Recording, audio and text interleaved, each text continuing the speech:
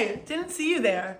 Now that you're here, have you ever wondered about the history of opium in pre-modern societies? Well, follow me right this way. Welcome to my office. Today we're going to be learning about opium in ancient Mesopotamia and ancient Greece. Okay, let's get started.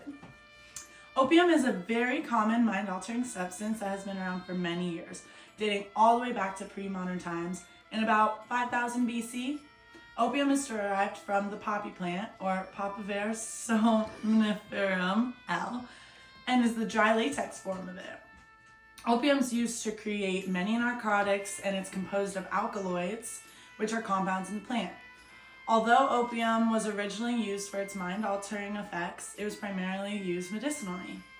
Now, due to its addictive properties, opium has become an epidemic as it leads to addiction and overdose. However, it is still used medicinally, such as in the form of morphine for pain relief at the hospital. The earliest evidence of opium use dates all the way back to pre-modern Mesopotamia.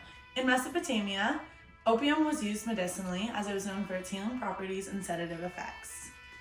The Assyrians and the Sumerians would write down all their medical knowledge on cuneiform tablets. And the tablets made repeated mention of poppy.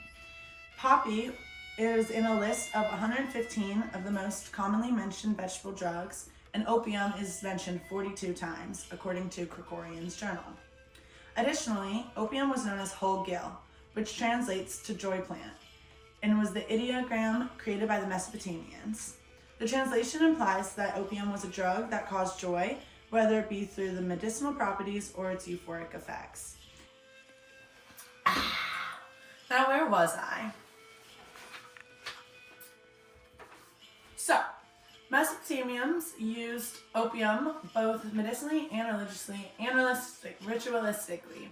In a bas-relief figure from Nineveh, Assyria, there is a person holding an opium plant, and it has a stalk and capsules of three-headed opium poppy held upside down. During pre-modern Mesopotamia, opium capsules were used in the ancient reliefs, and the reliefs in question belong to a type which represent what are believed to be religious rites of some sort or the other, as said in Gregorian's journal.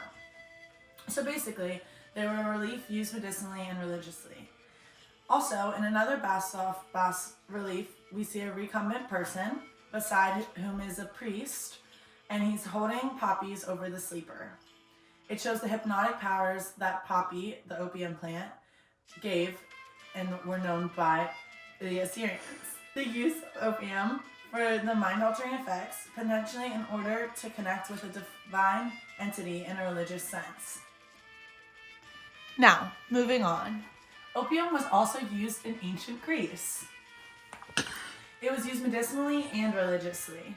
It was a useful substance and it aided in pain relief, digestive issues, and sleep.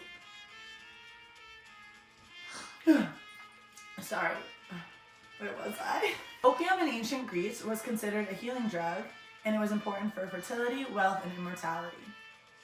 The people of ancient Greece worshipped Minoan, who was the goddess of poppies, and poppies make opium.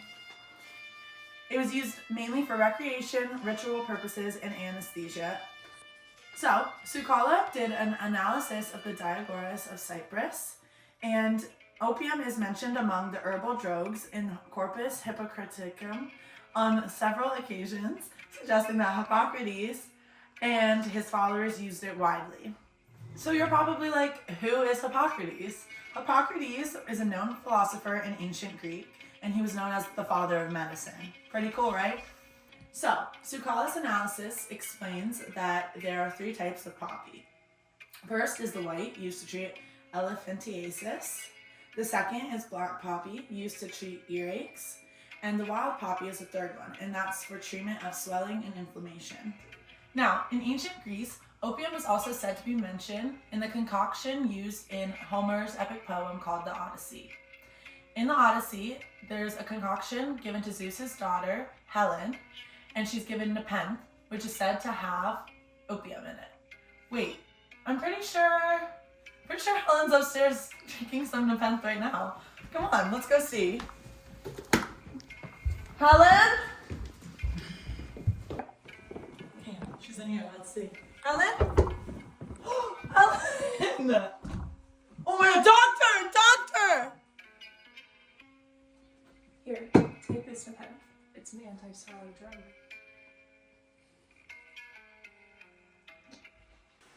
Oh, Helen. Now, nepenthe is a concoction and it is said to contain opium.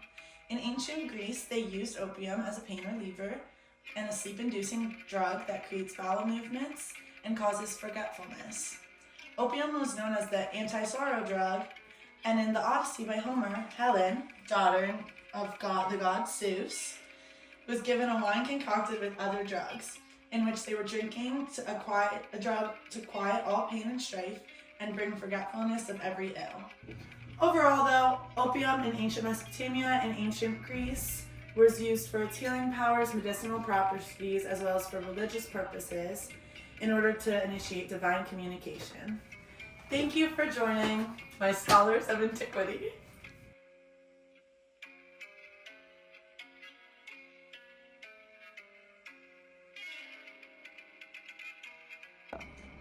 You know what, Helen? Homer said in the Odyssey, whoso should drink this down when it is mingled in the bowl would not in the course of that day let a tear fall down over his cheeks. No, not though his mother and father should lie there dead, or though before his face men should slay with the sword his brother and son, and his own eyes beheld it.